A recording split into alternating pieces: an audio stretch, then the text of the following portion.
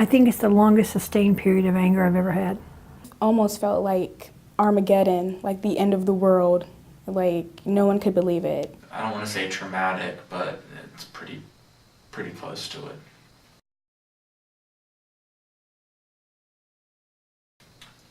I was sad the entire day. I remember the actual night of the election, I was at work with my best friend, and we were both like, there wasn't really any customers, but we were both like beside ourselves, just because it was just so saddening. And like, I even broke down in front of a customer, just because I was just so upset. You saw people who wasn't themselves the next day. And the next day, like, basically every class we're talking about that. Like, even in my class that like had nothing to do with like politics or anything.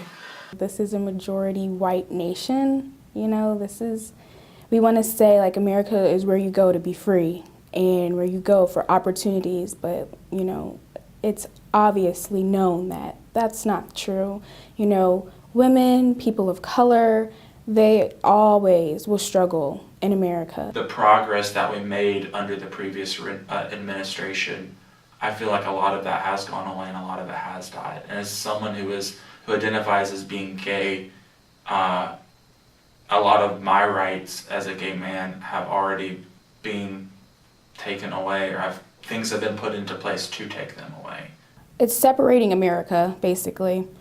It's making people think that it's okay to say certain things about certain groups of people, like saying, you know, all Mexicans are rapists, you know, or all Muslims are terrorists. You know, it's making, you know, people believe that, oh, I can have this mindset too. Minorities and people who are immigrants and people who struggle day in and day out have to live under a new era, and they was hoping for an era of hope in a new future.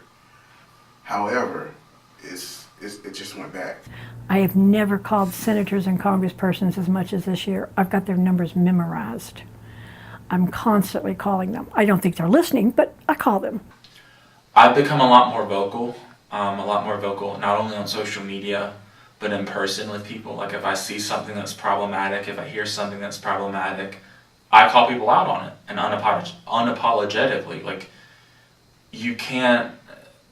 no great social change has occurred in history without protest, without speaking out.